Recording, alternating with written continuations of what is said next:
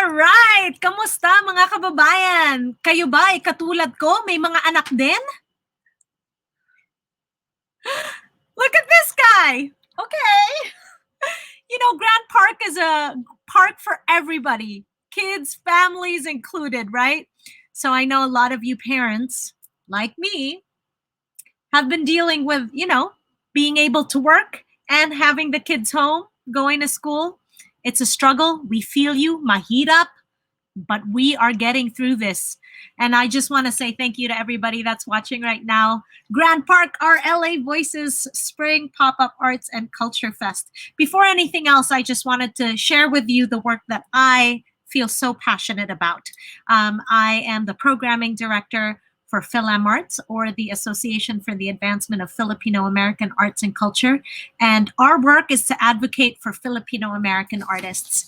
And because this is a time that we have more time on our hands, I want to share with you a couple of books that the kids and I have been reading.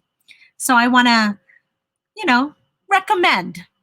So The Land of Forgotten Girls, this is by Erin Entrada Kelly. She's also an author that won the Newbery book for this book called Hello Universe.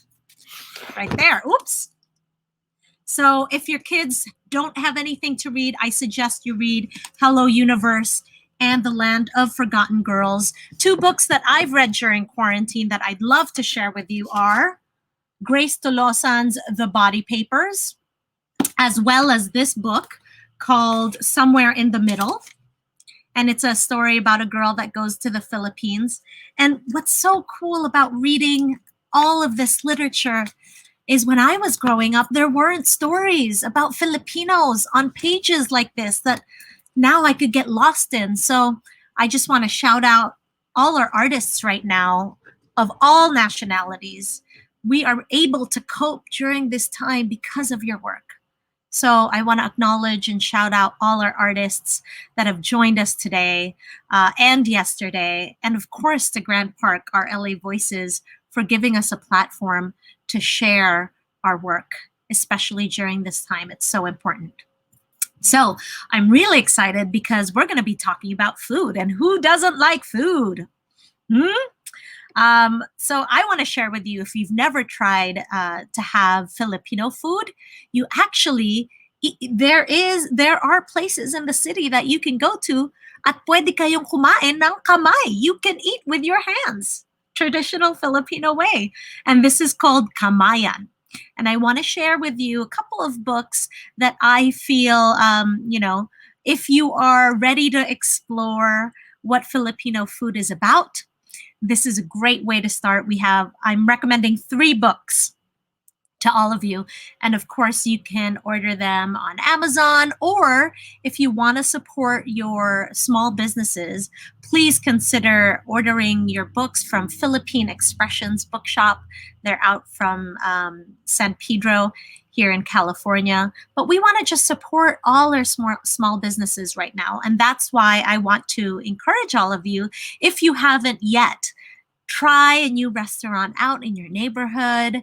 And there are a lot of Filipino joints that I can recommend to you. The list goes on and on and on. My favorites, like I mentioned earlier, are Mom Sir, Lasa, Big Boy, and there's so many more.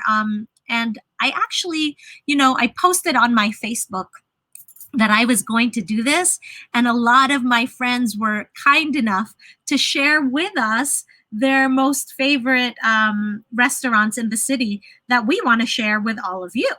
So if you have a pen handy, I would love to tell you a little bit about these restaurants so that you guys can go check it out or order online, which is safer, right? And, maybe get delivery or pick up. But okay, so I want to share with you that these are what people have recommended that you guys should all try out. Let me find it on my Facebook. Okay, so here are some places you could check out. Lasa, of course, the park's finest. On Temple Street, they have the best barbecue. Hi-Fi Kitchen in historic Filipino town. My favorite is the Laing, and I ain't lying to you. And then the Ensaymada Project, Tribal Cafe, Echo Park in Echo Park, Ord and Broadway, Creme Caramel in LA. There's a new restaurant called Petite and Pesto, of course, Barcada, Frankie Lucy Bake Shop. Shout out also to my friend Ginger, who just won Food Network's Chopped Sweets edition, which is really exciting. Cafe 86. And then there's LA Rose Cafe, the Noy Pits Bar and Grill, Spoon and Pork, Max Glendale. So there's so many places to go. But what's really exciting is in LA, we have so many different cultures that, just like the Filipinos, are spread out all over Los Angeles. And our next guest is actually from, an area that a lot of Filipinos live in, which is in Echo Park area, as well as the Hi-Fi area. And those are our brothers and sisters in the El Salvadorian community. So we're going to be sharing with you something in a little bit.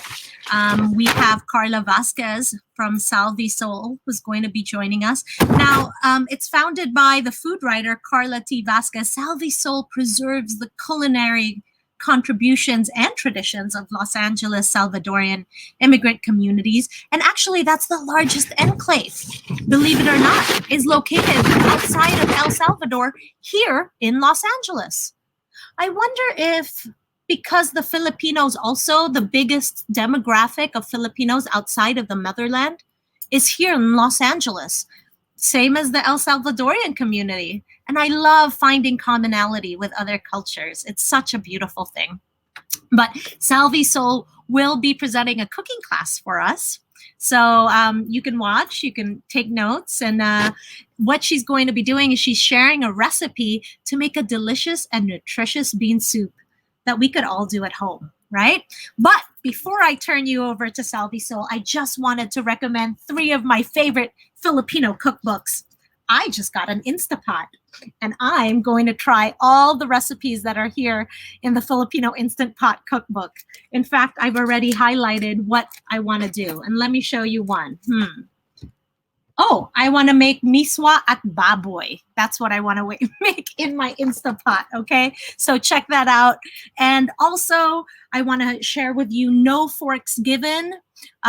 You can get this at Philippine Expressions Bookshop. This is a book, a beautiful book written by Yana Gilbuena, and she shares with you her journey. She went to all the states, all over Los Angeles, all over America, to teach people how to eat Kamayan style. And lastly, I am a Filipino, okay? This is a great book, and it's by Nicole Fonseca and Miguel Trinidad.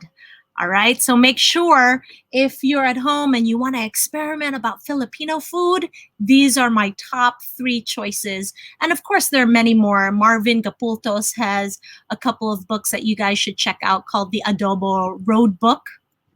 And I know that's on my shelf somewhere, but I got all these books out because I'm just so excited to share with you our Filipino meals that you can be making at home, even though you're not Filipino, okay? But what I'm really excited about is obviously our next guest. So ladies and gentlemen, in your homes, put your hands together, because joining us right now is Karla Vasquez from SALVI Soul, who's going to be sharing with us a recipe that we could all be making at home. So I'm going to make sure that I have my pen and a piece of paper, and I'm going to make sure that I get all the things I need to make her recipe. All right? So, ladies and gentlemen, you ready to cook? If not, take notes. All right, ladies and gentlemen, here we go. We've got Karla Vasquez from SALVI Soul. See you in a bit. Hi, everyone. Thank you so much for joining me today. I'm so excited that you're here. I am here with you from my kitchen, and today we're going to be talking about Salvadoran frijoles, and more specifically, Salvadoran frijoles de seda, which is a very, very special bean to me. And I'm so glad that Giselle talked about some cookbooks that are a part of Filipino culture, because that's one of the reasons why I started Salvi Soul. I wanted to preserve the food traditions that were held so dearly by my grandmother, by my mom, by a ton of people in my community. And I was so devastated when I learned that there were only 2 cookbooks at the time that I started it. So this has been my effort to document these foodways and to make sure that they stay valuable, because they are precious, and because a lot of the recipes that we now enjoy and the flavors that we now enjoy, both in our kitchens but also in the city. We have so many Salvadoran restaurants. We give a lot of our culture here through the food culture of LA. So that is why I started Salvi Soul. And the concept is to document the recipes and the stories of the women who survived the Civil War. So thank you, Giselle, for pointing that out, because it's such an important part of why I started this project and why I'm here with you now. So one of the things I also want to say, if you have any questions, please make sure that you are reaching out to us at Grand Park LA or Salvi Soul so that I can answer them. This is really a time for you. So if you have a dying question that I can help with, I would love to answer it. So one of the things that I want to kind of discuss is all of the ingredients that we have here. And when I first was thinking about doing this class and thinking about what recipes really resonate with a lot of folks, immediately I thought of Salvadoran red beans. And let me show them to you so that you can kind of see what I'm talking about. I'm going to put them close to the camera. I hope you'll be able to see it. All right, here we go. There we go. These are Salvadoran red beans. And they're also, in Spanish, they're called frijoles de seda or frijoles salvadoreños. In English, they would be Salvadoran red silk beans. And if you guessed that they're called silk bean or frijol de seda because they're silky, then you would be right. This is a very delicious bean, and it's said to be one of the tastiest, and it's crucial and fundamental in a lot of Central American cooking, and definitely in Salvadoran cooking. It is honestly, having frijoles en la casa or having beans in your home is such an independent cultural marker for a lot of Salvadorans, most definitely for a lot of Latin Americans. I can't tell you how many times as a child I was completely annoyed by their presence in our family kitchen, because every time I wanted to go out to eat, or I wanted, a bag of chips, or I wanted to go to fast food or some sort of restaurant, my mom or my dad would say, no, because hay frijoles en la casa, because there's frijoles at home. Because it's a food that has your back. It's an ingredient that has your back. It is affordable, it is nutritious, and the yield goes a long way. So these are foods that are always important, right? But we're not just talking about Salvadoran beans because I like them, or because my parents taught me to eat them, or even because Latin Americans eat them. We're talking about them because they've also recently had a relevance for us in our current situation, right? As we're all trying to figure out the pandemic and how we are surviving it with cooking a lot more. One of the ingredients that you found or more so that you couldn't find in grocery stores, were frijoles, right? Beans are one of those ingredients that are so wonderfully shelf stable that when you hit rough times, it's an ingredient that, once again, has your back. So I have a lot of respect for this ingredient. It's a very humble ingredient, and it does have maybe a lot of folks may think that it's a little boring. Oh, it's frijoles, right? But it's a really versatile food. And if you have a pot of beans in your home, for Salvi families, for my family, then you have enough. You have enough to feed your loved ones. You have enough to give yourself vitamins, essential nutrients. It's a complex food that gives a lot. So I think that it is necessary to have some appreciation for it because it is really special. So today, I'm going to show you kind of the basics of a sopa de frijoles that I make. I typically make frijoles every week, kind of depending on what I have on my menu, what foods I feel like eating. Sometimes I'll think about the weather, if I'll have enough time to be cooking. Having a olla de frijoles, a pot of beans in your home, can really save you a lot of time. So it's really, as they say, a no-brainer. So I also wanted to kind of just show you for comparison's sake. Here, let me grab I have a black bean and I have a red bean. So this is, let's see if I can hold two single beans at the same time. And I just kind of want you to see the differences here. Maybe you can't see them very well, but this is the black bean right here. And then this is the Salvadoran red bean right there. So they have a difference in size. I do really enjoy black beans, but I do have to say that these are my favorites, and I do think that they're very delicious. Some folks will mix the two. That is a good, fun thing to do. Just mind you that sometimes they have different cooking times, so that's something to keep in mind. So, where do you kind of start if you're making your own sopa de frijoles? Well, first you have to decide how much you're going to cook. So, what I have right here is a pound of frijoles.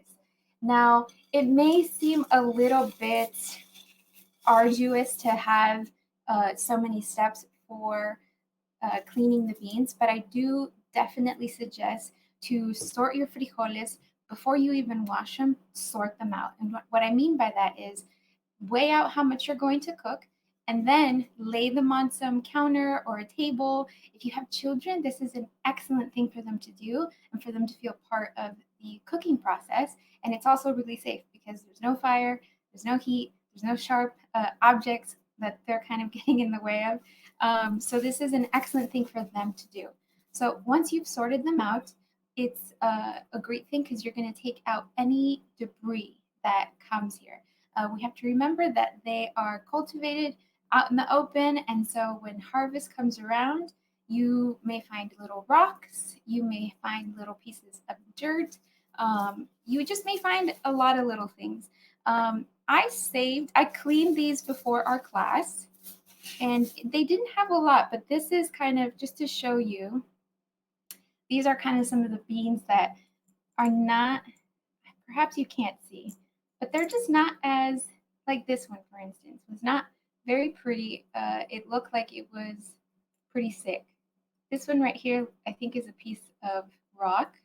So imagine if you had left that there. You don't want to leave it there. So make sure you take it out. And a lot about cooking relies on our instincts. So having kids kind of inspect frijoles, it starts to build their instinct and it starts to build their awareness for how to cook for themselves. Having skills in the kitchen is really crucial. It's life skills. Skills that you learn in any kitchen, you'll use the rest of your life. And especially if your grandmother or your mom taught you them, you can rely on them being important. Okay, so these are our frijoles. So this is what we're going to need. Then we are going to use some aromatics. Now, do you have to use aromatics? No, not necessarily. A lot of cooking is very customizable. You kind of have to decide what flavors do I want to enjoy with this sopa, with this soup. All good cooking is because it has been catered to the eater. So if you really can't stand garlic, if you really can't stand onions, then please do not use them at all. But I will be preparing this the same way that my family has taught me how to prepare it. And I do have the recipe in the SALVI Soul Instagram post. So if you want to go check out the recipe, if you're not able to take down your notes right now, go to our SALVI Instagram page and you'll find it right there. So it's a good reference for you. So we're going to use some garlic. I am going to be using 3 cloves of garlic, and I'm going to be using half an onion. So I've peeled this onion, and I'm just going to cut the other end of it. But these are my aromatics that I'm going to use, okay? So what I'm going to do first is, let's see, should I tip this down? Let's do that so you can kind of see what I'm doing, okay? So this is my chopping board. Now, if you are an expert at using a knife, always make sure, I always try to encourage good knife skills. Our ancestors in El Salvador were definitely experts at using machetes. However, I am not. So I use a chef's knife. And one thing to remember is to always pinch your blade. You're going to want to put your thumb here, right there, and then you're going to want to this other finger here, and then these other 3 fingers are wrapping the handle, okay? So this is what helps to guarantee that you're not going to, your grip is never going to leave the handle or the blade. Now, one thing too, never hold your knife like this. It's a little awkward too. It's not the best at being ergonomic, so that's just one thing to keep in mind. So I've already gone ahead and peeled this. So I'm just going to cut this other end off here. You can compost this, or you can still use this for a broth, a stock. If you have a lot of these little bits and ends that could be used in a stock, put them in a little bag or a Tupperware, and you can put that in your freezer. And then when you want to use it, you can go ahead and throw it in your stock. So to prep our onion for this soup, it is really simple. We're just going to cut it across right there. And do you need to do a dice for this kind of soup? No, you don't. Again, preference. How do you want to curate these ingredients for your soup? I really like it like this. So we're going to leave it like this because that's how I like it. And we're in my kitchen. So I'm going to set this down over here. And now we have our garlic. So like I said, I have 3 garlic right here. So we are just going to peel this over here. And if you see, I have a little bit of a Band-Aid right here. Why did that happen? Well, it happened because I was rushing. That happens when you rush in the kitchen. Sometimes if you have been doing something for a long time, you kind of take it for granted that you know your way around the kitchen, and then you get cut by a blade. Has that happened to anyone before? I think so, but it's okay. That's why we have Band-Aids. So you can go ahead and peel this. You can also just, if you don't have the patience to take the time, you can just peel it like that, and that should come off a little bit easier. And it did. All right, so we are putting these over here on the side. All right, now, some folks don't always smash their garlic when they add it to a recipe.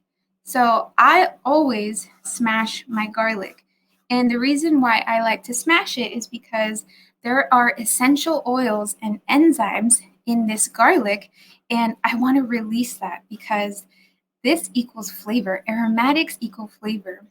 And anytime you are making a soup, it's such a great opportunity to really permeate that liquid with flavor. And we're already going to put 3 of them, so why not just maximize what this ingredient is doing and give it a good smash. So you see how it looks now? It looks smashed. And if you touch it, you'll also can feel that it's a little sticky. And those are those enzymes and essential oils I was talking about. You may even see that it leaves a little bit of moisture on your cutting board. So let's smash this other one.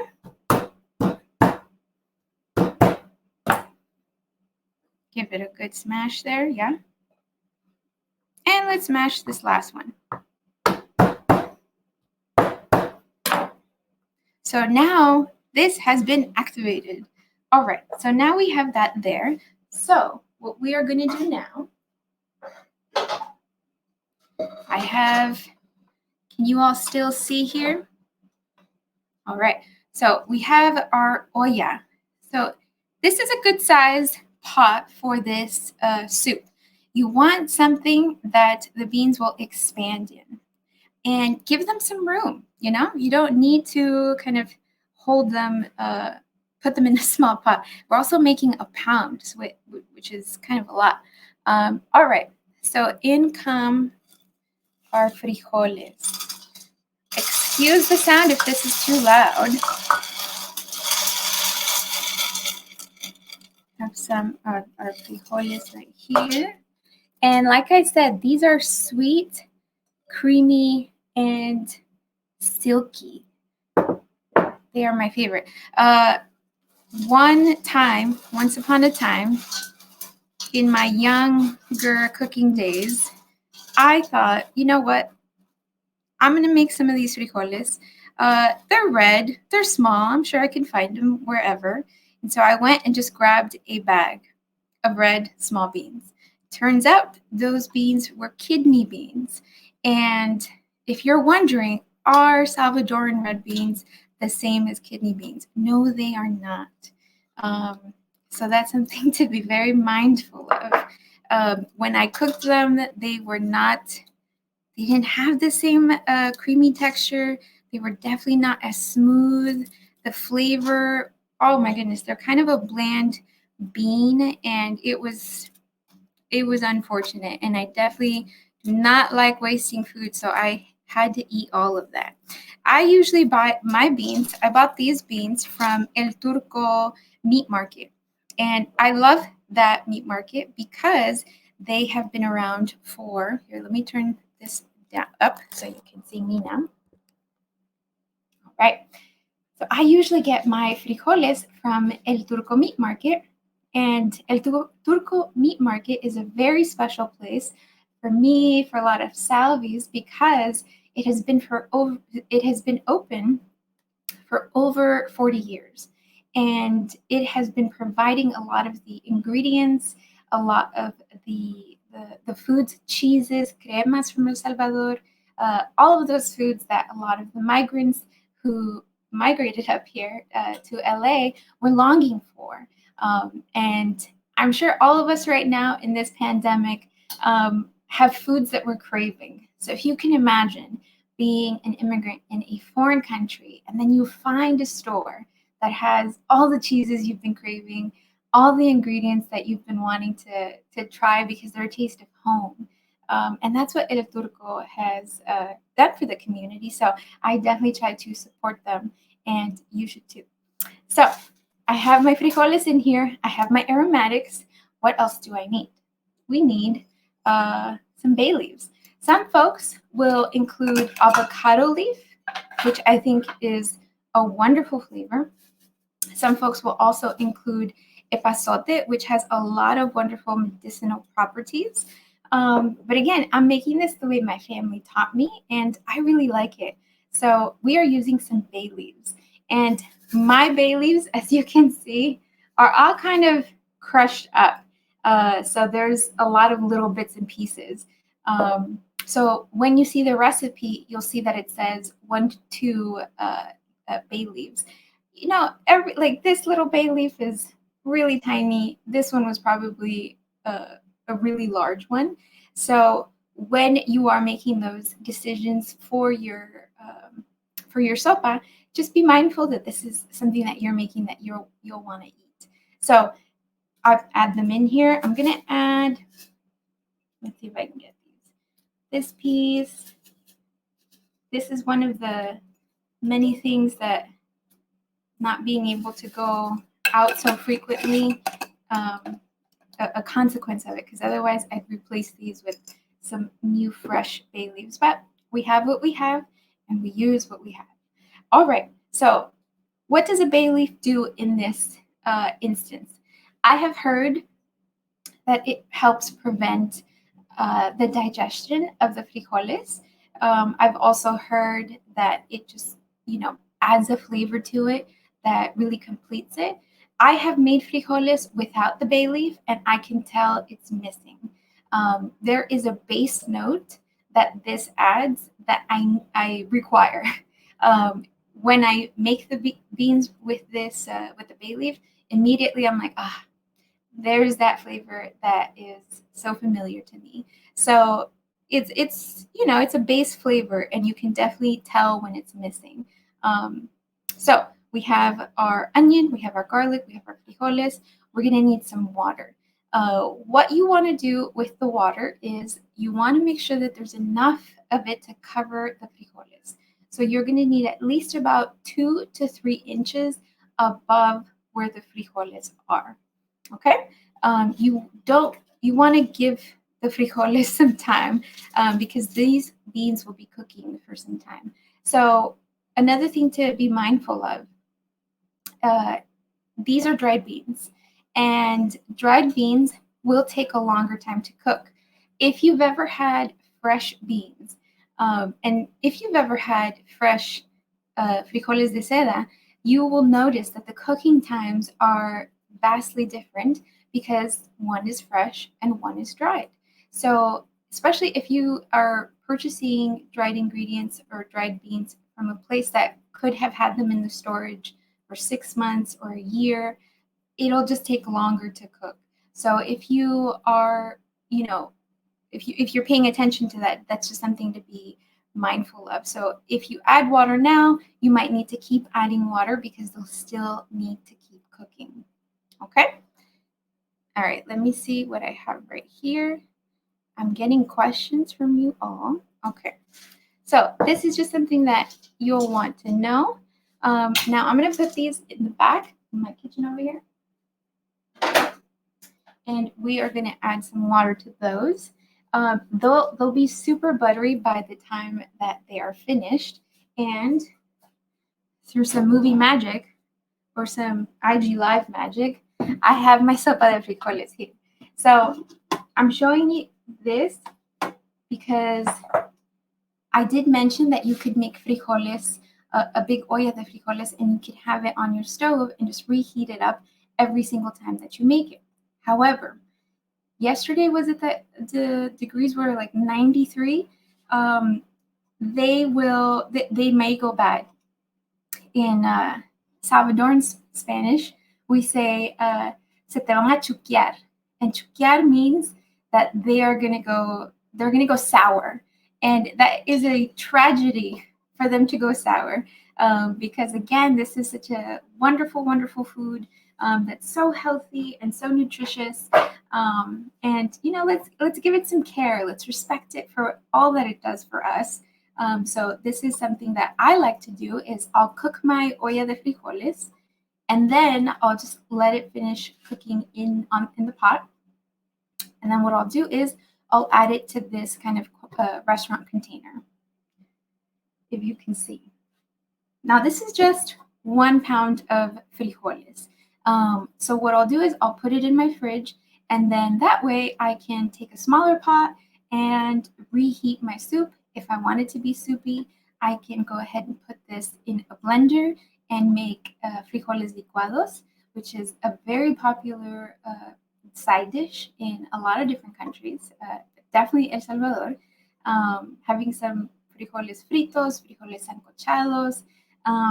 My great grandmother, my Mama Juana, her specialty was making frijoles amelcochados, and they were just very soupy and kind of jammy, and the beans were almost the texture of custard. They were so soft and so silky. Ooh, makes me hungry. So it's just something that you want to be mindful go to waste because it's kind of a lot. So these are the frijoles. This is a pound, like I said, and I'm going to let this come down in temperature because this is still warm. So what I'll want to do is leave it on the counter. Once it is at a temperature that's cool enough to put in the fridge, I'll go ahead and do that. You don't want to just add it in without it cooling because then it'll bring down the temperature in your kitchen, and we don't want to do that. So that is, I wanted to show you that. I'm running out of space here. Okay, so now This is my sopita. So this is my sopa de frijoles. And if I wanted to eat this now, I have an avocado. And let's see if this avocado is good to me. So I'm going to cut it in half. Avocados are kind of like the vegetable or the fruit that knows how to do suspense because you're cutting it and you're wondering, let's see what happens here. And the verdict is, it could be better. It's a little brown, it's a little green, but that's okay. It's creamy. I can tell it's going to be a really good texture. So let me just make sure I have my notes here to make sure that I know I can give you all of this. Now, as far as this salt, I do have some kosher salt right here. One thing to be mindful of, I keep saying that, right? One thing to be mindful of. Well, that's the thing. Cooking is a practice in mindfulness. You are always asking yourself, do I like this? Do I want to eat this? Is this a flavor I enjoy? Is this a flavor I don't enjoy? So that's why I keep bringing it up, because it is a practice in mindfulness. This is a kosher flaky salt, and not all salts are created equal. So I prefer using this one because it's not as salty. And when you're cooking frijoles, always salt at the end. Cook your beans for about 45 minutes. If they're still not where you want them to be because they're an older dried bean, cook them another 15 and then see how they are. If once you can bite through and there's no resistance, then go ahead and add some salt. If you add salt too early, I'm afraid to tell you that you are just increasing the amount of time that you will be standing there waiting for your frijoles to be ready. Now, the last thing I want to share is that in El Salvador, it's very common to add vegetables to your sopa de frijoles. And to work always goes good with frijoles. And you can also include whiskey. Some of you may know this as chayote, but we Salvadorans and a lot of Central Americans call this whiskey, and some folks even call it huiazote. So yeah, this is a very delicious, and I love this. I remember being in the grocery store, and my mom would tell me, "Go get, 3 whiskiles," and I could never find the whiskey sign because they all said chayote. And finally, it occurred to me. I was like, that's the name for it. So that is how you make sopa de frijoles. And these are Salvadoran red beans. I hope you're able to buy some and enjoy them. So if there are any questions, I'm wondering if I can see them here. Questions. Let's see. So one of the reasons why I felt it was important for us, for women, me specifically, to document this is because a lot of times we find that women have a double burden, the burden of cooking, feeding families, and then also the burden of passing down these food traditions, right? And sometimes that's a lot to ask someone. Imagine asking someone to, or imagine someone asking you rather to teach them how to use a smartphone when they don't even know what a computer is, right? So if you are someone who's asked your mom, "Mom, can you teach me how to make this recipe?" And you're expecting her to kind of give you decades of cooking, decades of hours of just learning ingredients and learning how to make them taste good. It's kind of a big ask, right? So this is why it was important for me to document in a way that really honors the women, in a way that really sees them completely as cultural bearers and creators.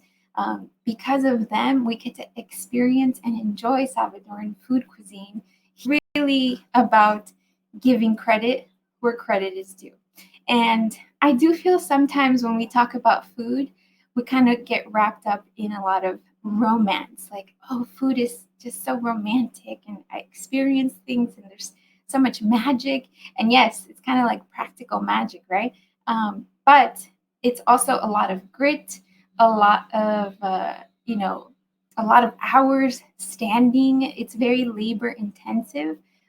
So this is an effort to look at everything and look at everything that women have done, especially Salvadoran women, because there's a history of a lot of cultural trauma, right? So this is a way for us to heal together and to have a conversation, right? And for me, when I was growing up, when I was sitting at the table, is when I was getting a lot of culture and a lot of stories. I love stories. And so here I'm eating this food that's making my body strong. And I'm also getting these stories that are really helping me put pieces of my identity together, and curating all these different stories and threads to let me know who I am.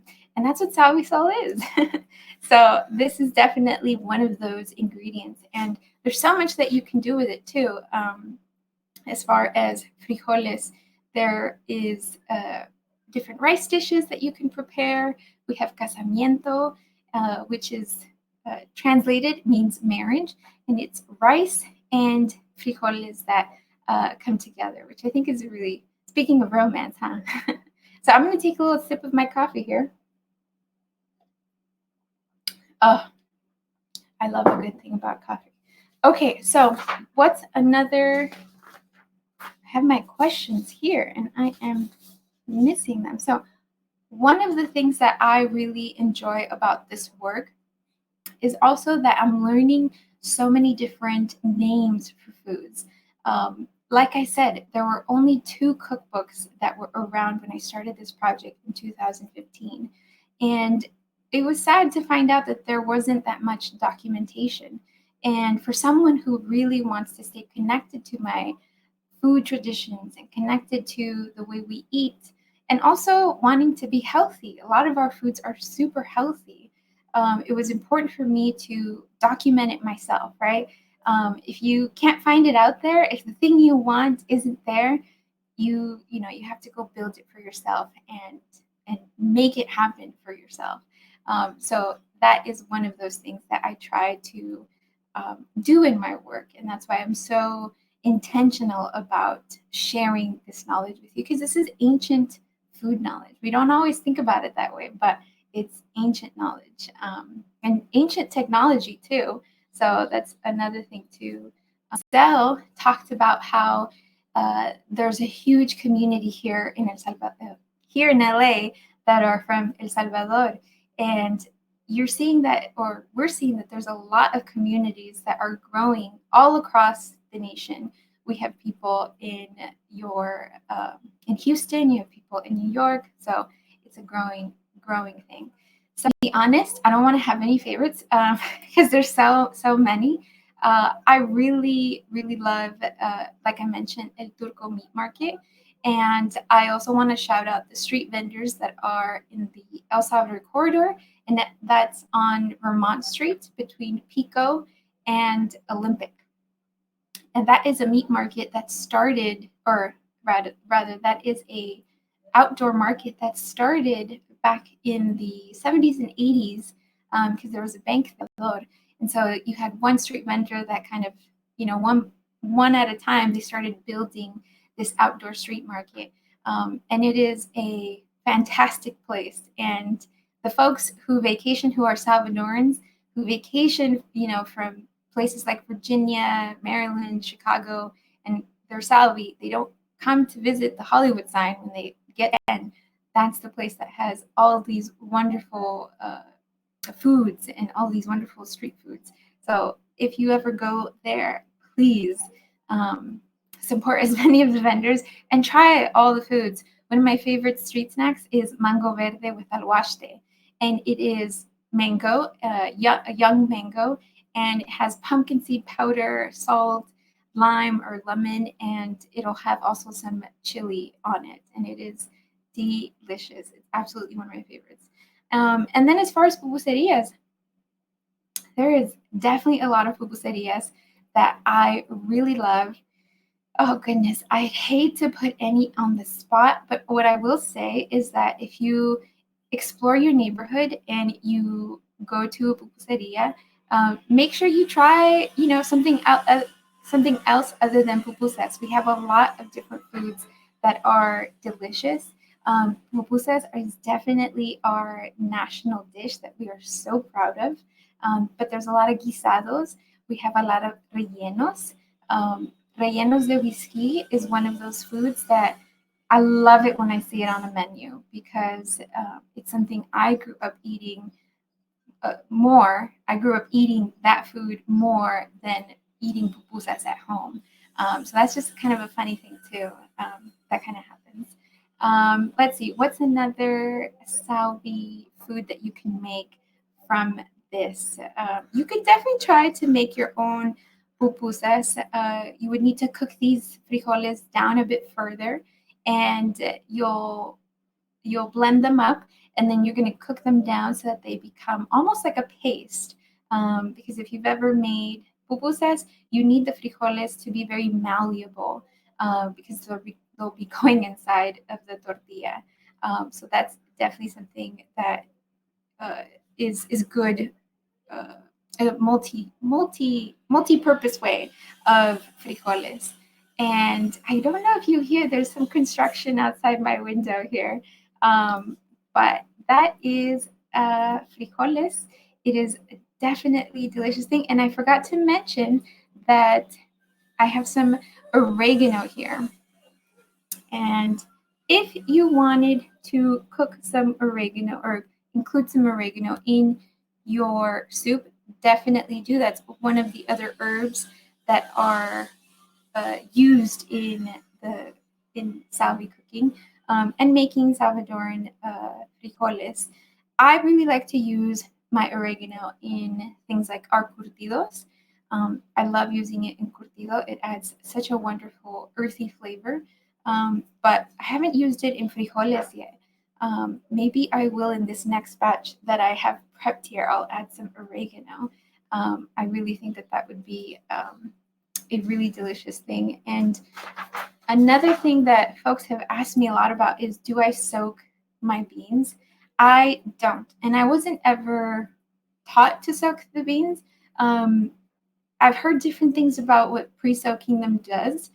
Some folks say that it shortens the cooking time. Some folks say that it helps with uh, digestion. Honestly, I've done it all, and I can tell you that if it's bean, it will take some time to cook. So it's definitely, let me, oh, looks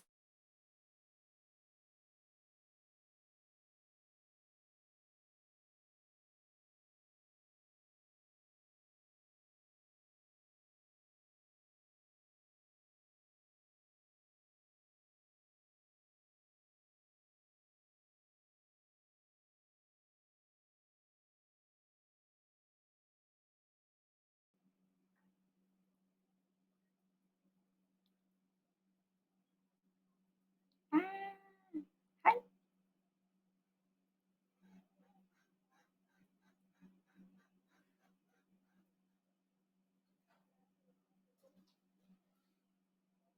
And we're back.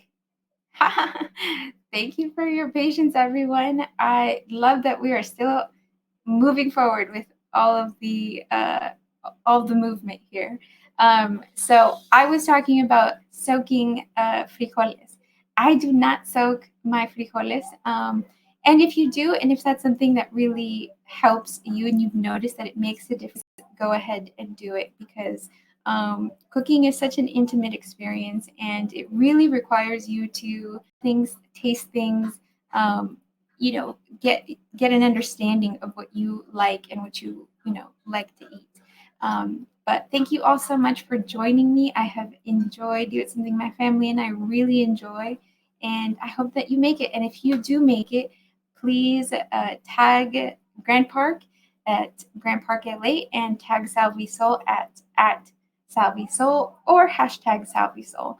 I'd love to see what you do with your frijoles, and I'd love to see get in the kitchen and cooking and doing all of that. So I think we are waiting for Giselle. Salvi, maraming salamat. Thank you so much for sharing your Salvadorian recipe with us. And it's so beautiful how our food and our culture connects all of us. So that's such a beautiful thing. Thank you so much. And I also want to say thank you to everybody that's watching on Grand Park and on my Facebook Live. I'm actually double broadcasting. Is that possible with technology? It is. So we have 10 minutes before we go to break.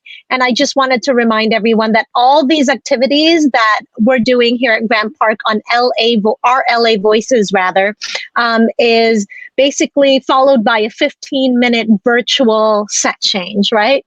So at the moment we're streaming, but we will be going dark for 15 minutes to allow us to get ready for our next artist. So, you can grab a snack, get some chicharron, whatever Filipino snacks you have, go grab them. And then when we return, we will have programming from, I believe, 4:30 onwards. So I have my friends on my Facebook that are watching. Annie Nepomuceno is watching.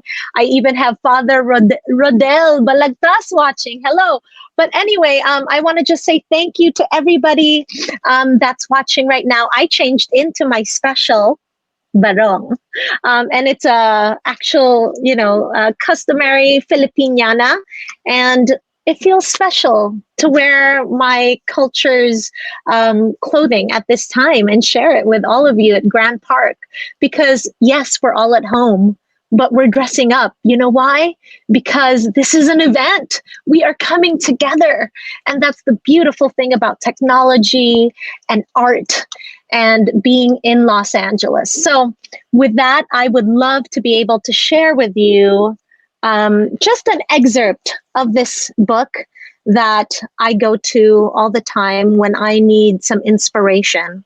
And undoubtedly, I am a feminist Filipina, and I'd love to share with you just a short excerpt, okay?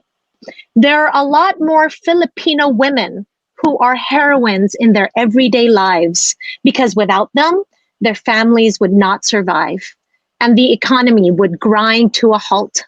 There are the ordinary housewives who, in truth, give and sustain life and find ways to survive, especially during critical times. So you Filipinos out there and all the cultures and everybody that's watching right now, we are surviving together, right? There are the women workers, farmers, migrants, vendors, and others who comprise the majority of the population, yet could be truly considered a minority if the attention and importance that society accords them were the measure. There are the Aitas who are short, dark, curly-haired, and flat-nosed, but who carry a burden as huge and as heavy as a mountain to remain alive after the Mount Pinatubo eruption. There are the Muslims and the Cordillerans who also fought the foreign invaders, but who are not given the recognition they deserve in our history books. There are the young girls and the older women who also have their issues, but are seldom asked to discuss them. There are the lesbians who, despite the discrimination they suffer, already constitute a significant component of the women's movement. But wherever they come from, they are all women who may have common experiences as to how men treat them. How do we then look for the above-mentioned women, they who are frequently lost and forgotten? All they need to do, according to Du Bois, to learn to, quote, see what is there, not what we've been taken is there, not even what we may wish to find, but what is. And I just wanted to share that with all of you because at this time, as a Filipina, as a woman during this quarantine, times are rough. I understand, but with the words and the wisdom of our ancestors, we will get through this. And I just wanted to share that with all of you. I also have such a big support team or a support group out there. I think all of us need to have a support group, right? And that's what the role of the artist plays in our life. I also want to acknowledge that, this Grand Park, our LA Voices, is such an accomplishment that we are actually doing this with all this programming. So shout out, snap, snap to the team behind Grand Park, all of you, Marty, Gabby, Nick, Derek. You guys are doing it. Congratulations. And I'm so happy to be a part of this. Of course, we want to acknowledge the people that have supported this and made this happen. Obviously, we want to say thank you. Maraming salamat po to the LA County Board of Supervisors, Supervisor Hilda Solis, Jardín del Arte from the Office of Supervisor Solis, the Music Center, of course, Grand Park, all our artists that have been part of this today, and as well as all the virtual attendees. We are streaming on multiple platforms right now. We are on Instagram. We are on Facebook. We are also on YouTube. And to be able to say that we are going strong despite what's happening around us, that shows the true resiliency of our people at this time. So give it up, Los Angeles. And I know it's hot because, I showed you this, right? Mainit. That means it's really hot. But okay lang. Especially when you're in a barong, right? But what's exciting is we are going to be going on break at 4:30. We will be coming back to you and at 4:45. And when we do, you will have an awesome treat because we will be having visual communications that will be showcasing some of their films for everybody to check out. So please, if you can all join us, stick around because it's going to get even better, especially because of the work that visual communications does. I want to shout out to the executive director, Sir Francis Colado. Kamusta, Kuya? Salamat for all the work that you do at Visual Communications. I cannot wait to watch all the films that we will be showcasing. So we will be going dark at 4:30. This is Pacific Standard Time for people that aren't here in Los Angeles. And when we return at 4:45, we will have Visual Communications, which will be streaming 8 films for all of you to enjoy. And these are films that, you may not have access to watch. So I highly suggest that you tune in to Grand Park, our LA Voices, to be able to see those films. And if you're wondering, what is Visual Communications? Visual Communications is a nonprofit organization in downtown, actually in Little Tokyo, right next to East West Players. And they develop and they support the voices of Asian American and Pacific Islander filmmakers and media artists. And they exhibit community-driven screenings that highlight the social, political intersections of identity and place in Asian American discourse. So as we go to break, I want you to grab a snack. I want you to go to the restroom, but come back and join us at 4:45 to watch Visual Communications, the 8 films that we will be screening. I want to leave you with a thought as we go to break. What does it mean to be Asian American right now during the coronavirus? Let's think about that as we go to break, okay? Because I think it's important that we're in solidarity with all our communities. What does it mean to be Asian American during this time of coronavirus? You're watching Grand Park, our LA Voices. My name is Giselle G. Tanji. We will be right back for more at 4:45. Peace.